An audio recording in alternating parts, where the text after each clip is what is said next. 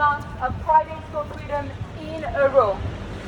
My name is Colombe. I'm the co-founder of NOW, the global movement that has been organizing those protests for now more than 3 months. Every Friday, we stand in front of governments, in front of embassies, and we demand that governments act.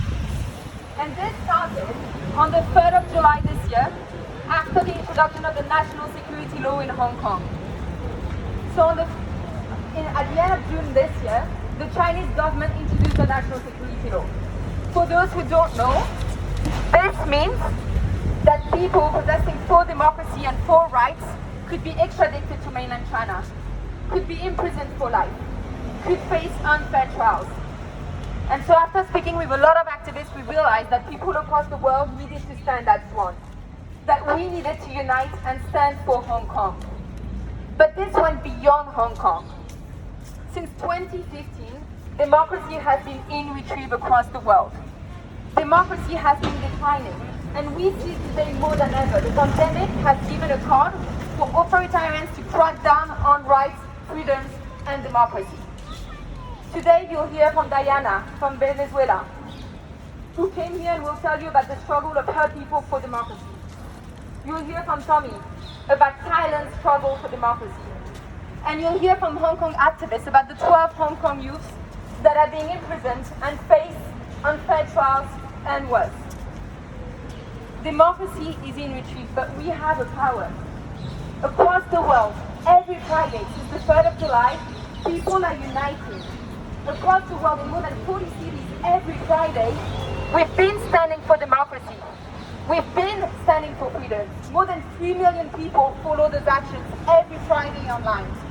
And this is in COVID times. People are protesting in COVID times across 40 cities. Today, protests are happening in Edinburgh, in Tel Aviv, across South Africa. They're happening in Japan. They're happening in Seattle. They're happening all over the world. And today it is relevant. Take the case of Belarus. Since Lukashenko rigged the elections, more than 13,000 people have been imprisoned. There's been almost 500 reported cases of torture, sexual abuse and rape by the police. And this is because people are fighting for democracy. But it's also the case in Nigeria, where the SARS forces have been extremely brutal for now years. People have been protesting, and as a result, 12 people have been killed by security forces. This is the case in Xinjiang, where the Uyghurs are being detained, where genocide is ongoing. And when countries stand against a genocide like Canada, China slams down on politicians, on representatives. Across the world, democracy is being threatened, but across the world, we are uniting. We are standing together. From Nigeria, where people are fighting to end SARS. From Hong Kong, where people are fighting life in prison to stand for democracy. From Belarus, where people are being tortured, to Venezuela. And I'm saying this because I'm going to leave the mic to Diana from Venezuela, who will tell us about it. But first, we are uniting. Remember this throughout this protest. We are united. We are fighting for freedom, and we are showing that by standing together, we actually stand a chance. So this Friday is the 3rd month in a row where we actually protest. But this will keep on going. And this is why we moved this protest from the Chinese embassy to in front of 10 Downing Street. It's because we have a concrete request. Beyond protesting, we are asking that world leaders unite and start acting. We are tired of empty statements. When protesters are being killed in Nigeria, when people are being imprisoned in Hong Kong and in China, we can't stay silent any longer.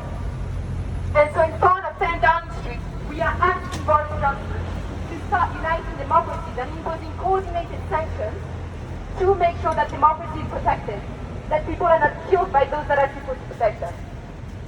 So today, let's stand united for democracy.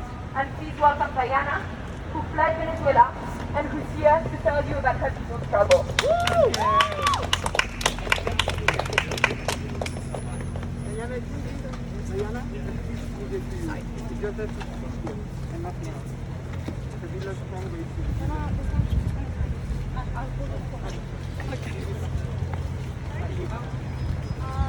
Yeah, I'm going back home. Yeah, no,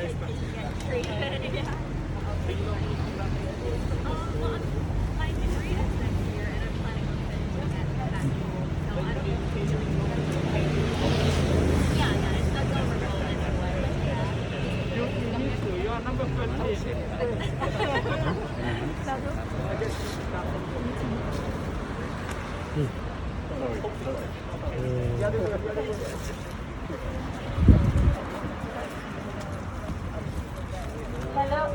everyone, my name is Diana and I'm from Venezuela. Today I'm here because I saw the opportunity to raise my voice for all those who are trapped in the dictatorship that my country lives today. I saw the opportunity here and today to make know what is really happening to Venezuela. Today, I thank this country that welcomes me and protects me, since in my country I felt insecure and my life was in danger every day. I used to be part of a student movement and a political party against the regime and in favor of the defense of democracy and human rights. I came to the UK hoping to forget everything and live all in the past. But how can I do that if still I see so many people from my country suffering every day? Being here means a lot to me because there's still many Venezuelans who suffer every day the terrible consequences of the dictatorship and lack of democracy. There are many families that have been separated. Thousands are in exile not because they want to, they left because they don't have other options. According to figures compiled by United Nations, an estimated of 4.8 million Venezuelans have left the country since the crisis started to bite in 2014. 2014 people. People in Venezuela are starving to death. The national security forces are more lethal than COVID-19, since thousands have died at their hands. There are more than 300 political prisoners. Venezuelans have to survive with a minimum wage of less than $5 a month. Can you imagine that? Because of the hyperinflation. The health service is terrible. A person has to queue 36 hours to put petrol in their car.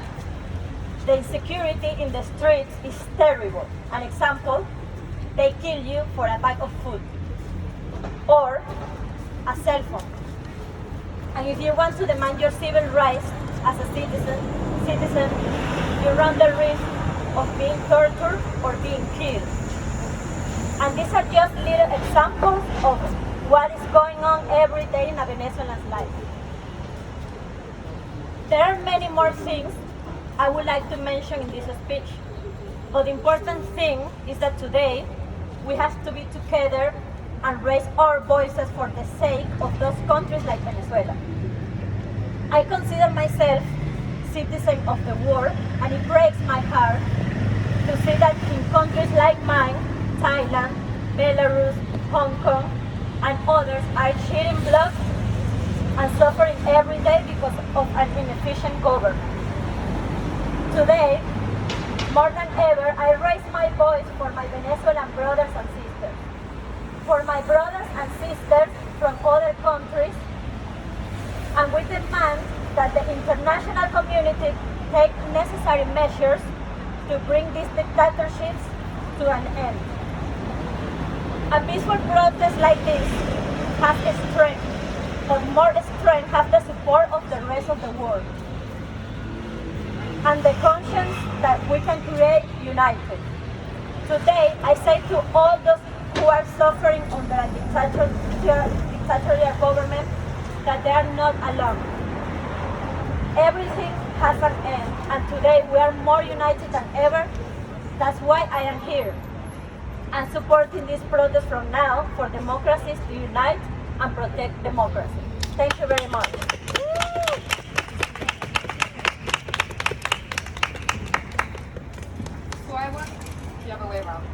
So I want to hear from Venezuela. I'm going to ask you what you want, and I want to hear that you want democracia. Better than in my accent, but it means democracy in Spanish, in case you didn't get it. And then I'm going to ask you when you want it, and I want to hear now. you guys better be ready to scream because they have to hear us across the streets beyond all of those barricades. Yeah? Are we ready? Yeah, always ready. Loudest scream you've done all day. All of the frustrations of the last few weeks are going out now. So what do you want? Democracia! What do you want? Democracia! When do you want it? Now!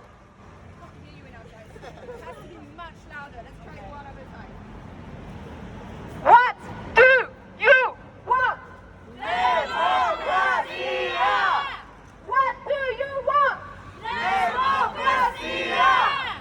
When do you want it? Now! When do you want it? Now! Much better. We'll try again later.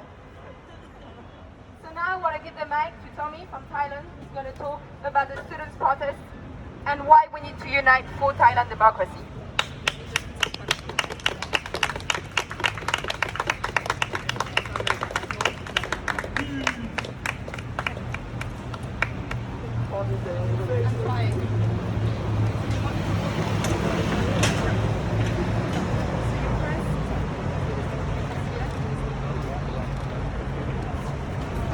Can everyone hear me all right? Yeah? I want to thank now for giving me the opportunity to amplify the voices of the people fighting for democracy and freedom in Thailand. I am so happy that we are all on the same page about so many of these issues, my friends. Unfortunately, people, institutions, and regimes around the world are doing everything they can to chip away at the rights and freedoms that we are entitled to as human beings. That's me, that's you, and that's everybody. Now, I have a lot to tell you about what's happening in Thailand. Is that okay? Yes! Louder. Is that okay? Yes! Thank you very much. So, the youth in Thailand have galvanized the whole nation with their protest, calling for democratic reforms, calling for reform to the monarchy institution, and calling for education reform. Now, protesters of all ages and all walks of life are taking to the streets to call for a better future and to stand for their rights and freedoms. Do you agree with that? Yes! That's very good. Last week, you may have seen the Thai government start a brutal crackdown on its protesters. This saw the issuing of a second emergency decree that allows the banning of gatherings of more than 5 people. It allows for the censorship of the press and media, and it allows for the detention of people for up to 7 days without access to a lawyer. These are atrocious human rights violations.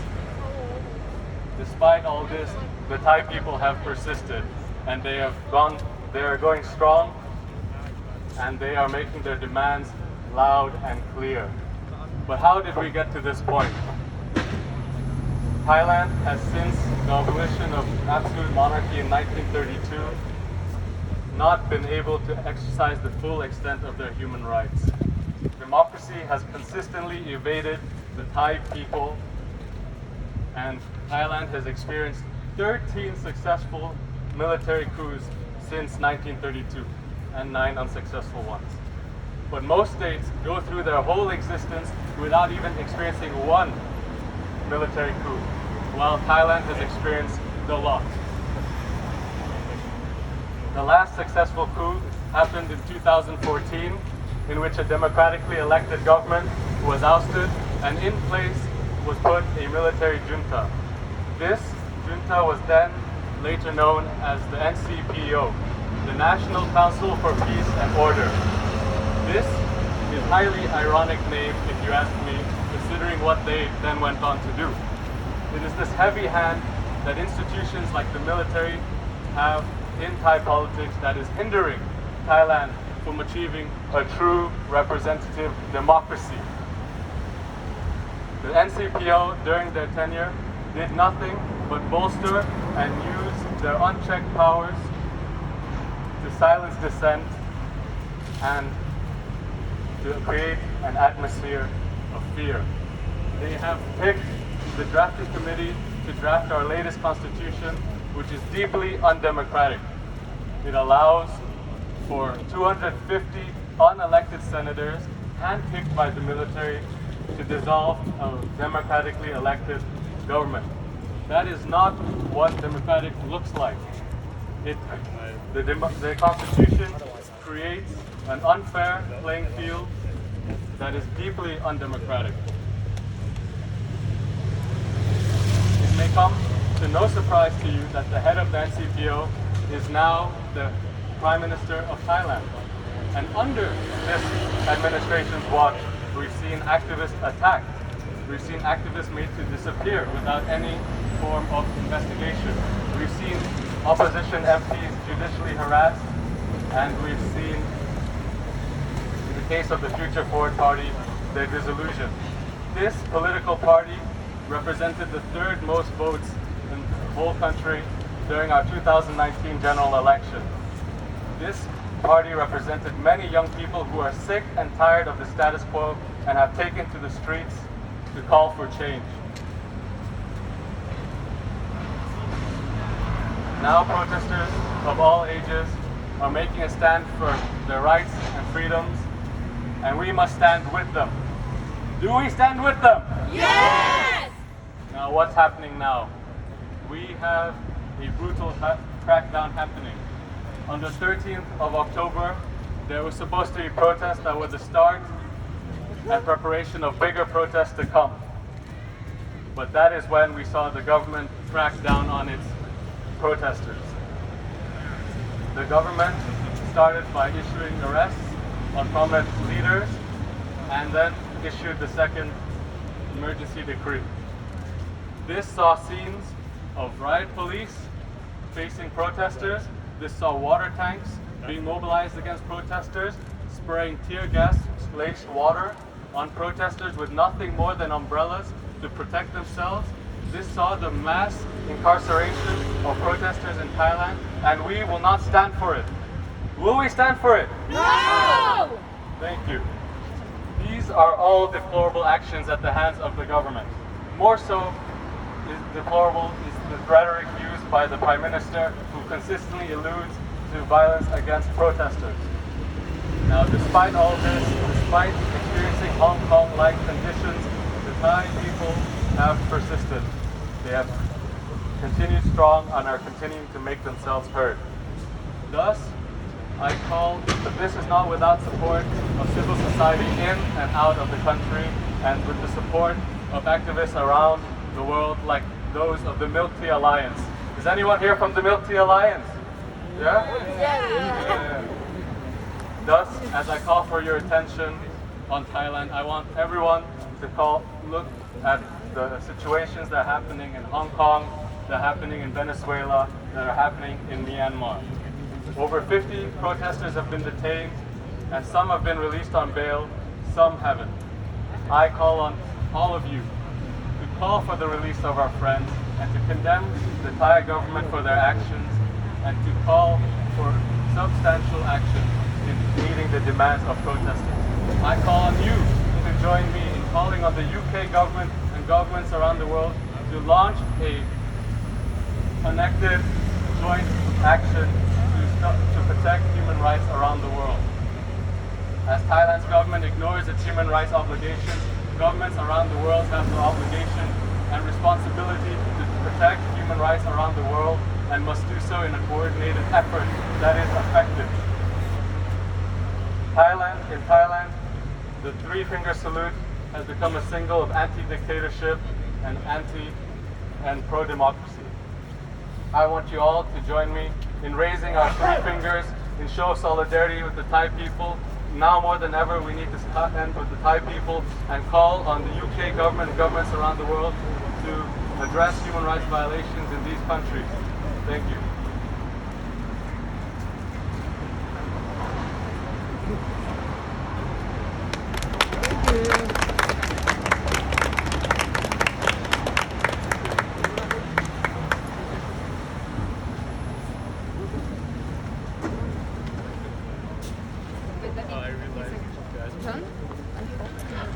So, now we're getting to the clue of the protest. we have one of our very young and one of our very senior but strong member, Stephen, still very young in spirit, that is going to tell us about what's going on with the 12 Hong Kongers. They've been extradited to China because they tried to flee to Taiwan. They tried to flee for liberty. So, Stephen, the mic is yours.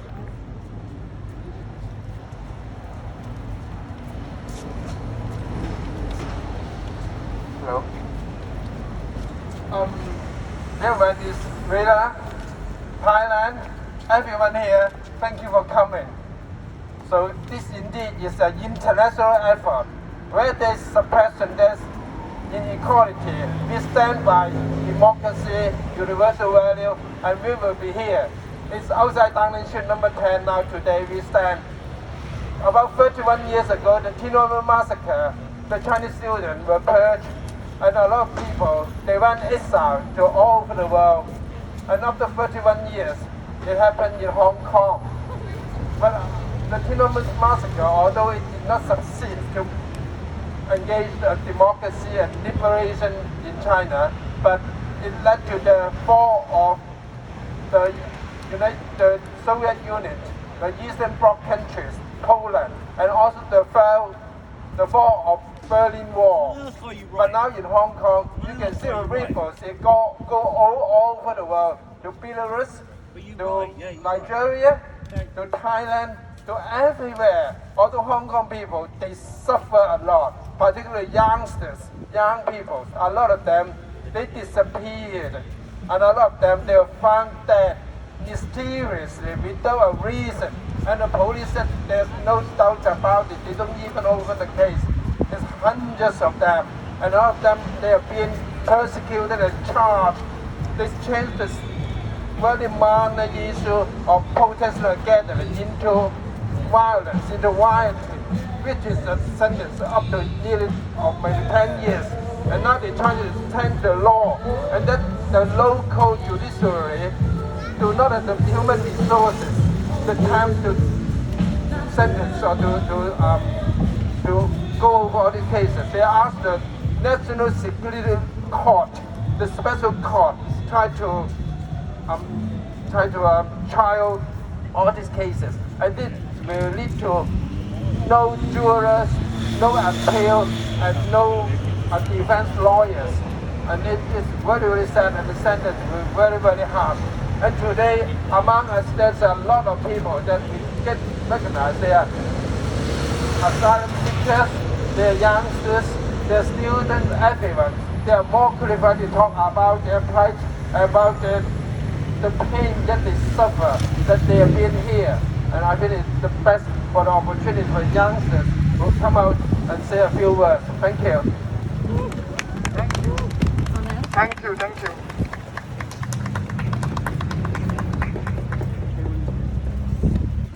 Hello everybody. I'm so happy to see so many people here today. And since we are so many, I think that we can make those guys on the opposite side of the road to hear us. So I'm gonna ask you, what do we want? And you, as louder as you can, are gonna answer Free Hong Kong. And when I ask you, when do we want it? Everybody answer now. So, what do we want? Free Hong Kong! What do we want? Free Hong Kong! What do we want? Free Hong Kong! When do we want it? Now! When do we want it? Now! What do we want? Free Hong Kong! Thank you. Thank you. Stephen.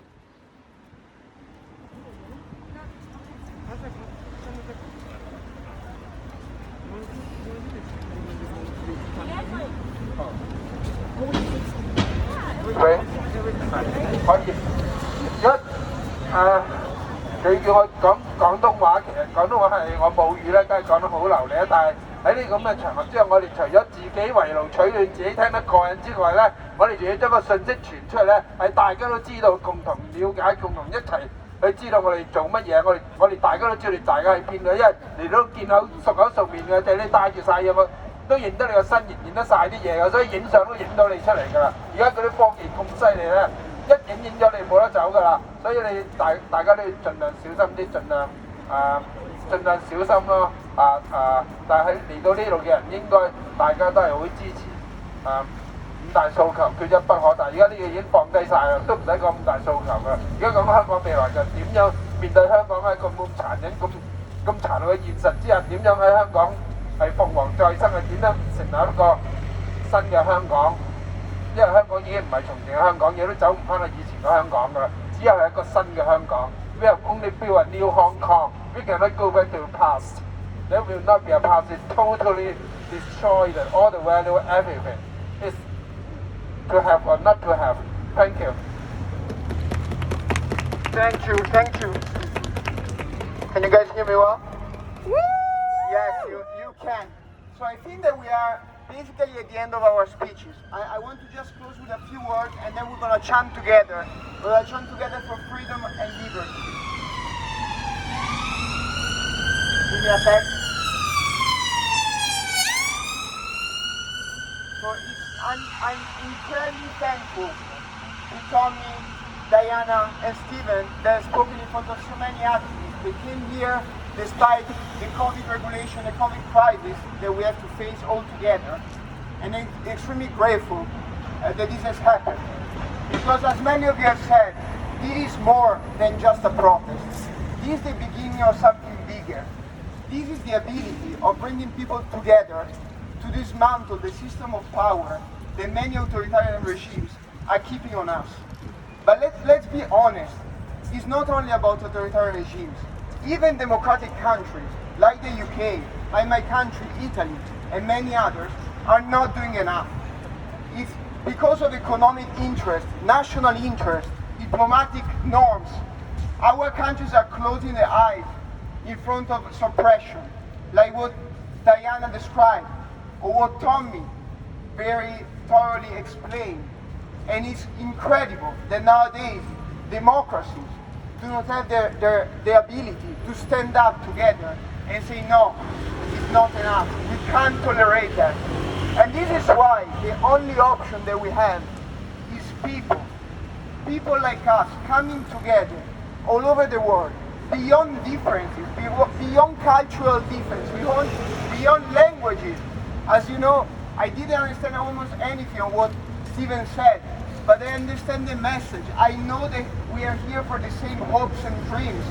We are here because we dream of a world where people actually are free to express their desire, their wishes, and to elect those that should represent them in power. So this is why I see this as a seed of hope. And I'm not the only one. We have many people following us right now on Facebook, Instagram, and many other social media. And even if they are in Hong Kong, where freedoms have been denied, even here in Venezuela, where even food is short, they see this protest and they hope again, because they see they are not alone. And so I ask you, whenever you go home, whenever you walk in your bedroom, think about this, think about the fact that we are a glimpse of hope for many that did not have hope anymore. And is the most honorable thing that we can do, to never forget, to never back down, until freedom is achieved, until freedom is reached at last. Here in the UK, as in the US, as in Venezuela, as in Hong Kong, as everywhere where there are groups that are suffering, just because our governments, our representatives believe it's most important to protect trade than protect human lives. And this is for me the biggest crime that every day we have to witness. And I hope that with our little protests all over the world, during a pandemic, we are actually helping to change the tide. We are actually giving hope to people that are right now under the fist of oppression and that are going to bed hungry, going to bed without electricity, because Maduro and his government are not able to provide for the basic needs of their people. Or in Hong Kong, where even singing right now is a crime. How can we tolerate that? How can we look at in each other's eyes and thinking this is enough, this is something we can live with? I can't. And I live in a democracy. I've been lucky enough to live for all my life in a democracy. But I know that this is not enough. And I know that the only hope that we have is to coming together and as people demanding that our government, when those are democracy, change your tide and stop dealing with criminal regimes like the Communist Chinese Party or the Maduro government or the Thai monarch. This is the bare minimum, and I hope that today, by coming here, we are going to plant a seed of hope for all the world to get together, to unite beyond differences, and fight for freedom and democracy. And remember, it's now or never. Thank you. No, with the other one.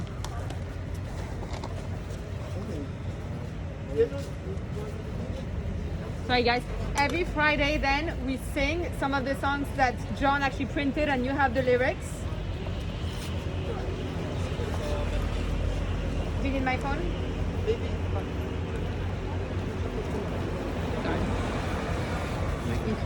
Let me see.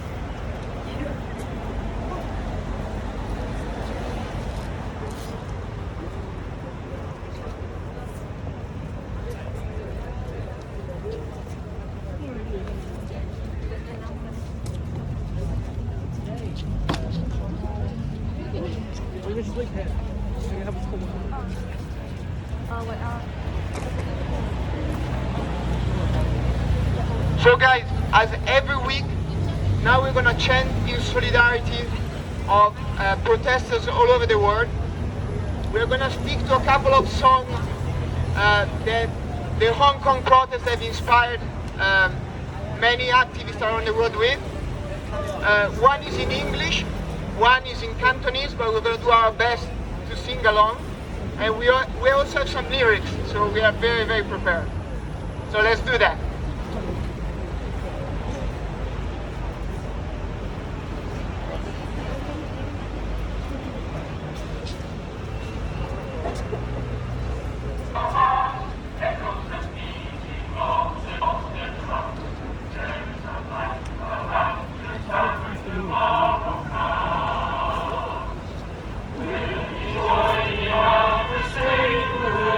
Strongest and we need the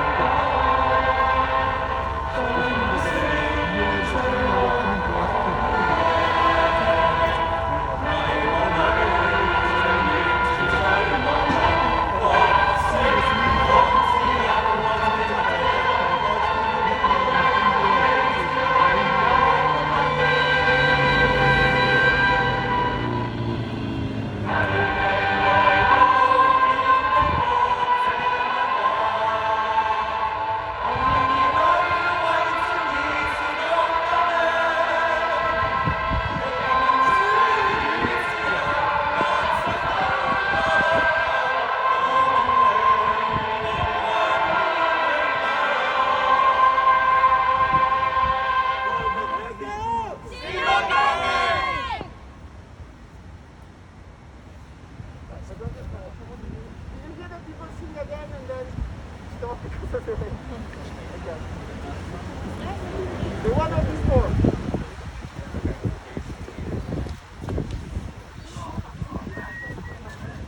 That floor.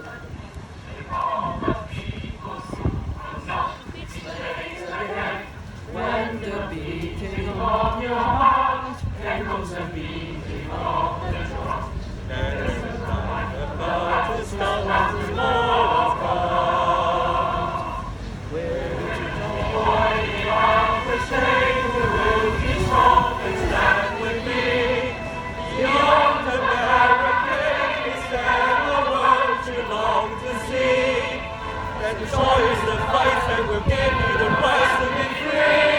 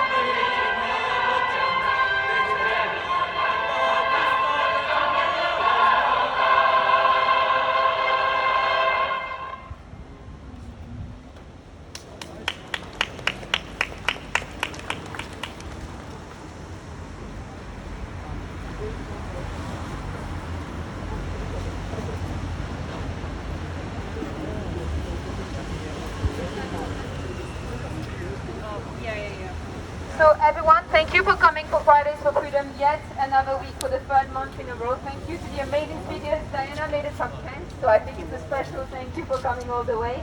Thank you to Tommy. Thank you, Angela. Thank you, Stephen. Just before we move on, we're going to take a group picture, and then we're actually going to have a quick introduction for a memorial that you can take part in. And we're also going to have other speakers like Simon that are going to be able to speak. At the end of every process, the mic is open, so anyone can take it and say a few words. This is your space as well. I just wanted to let you know, next Friday, we will also be here at 5 p.m. And it's not just next Friday. It's all of the Fridays after this, where we will stay here so that number 10 does not have a choice but to hear us scream for democracy and to make sure that they actually act for all freedom struggles. Just before I leave you the floor, and do you mind if we take a good picture, so if everyone goes more or less around here, that is okay being in a picture? Picture time! This way, this way!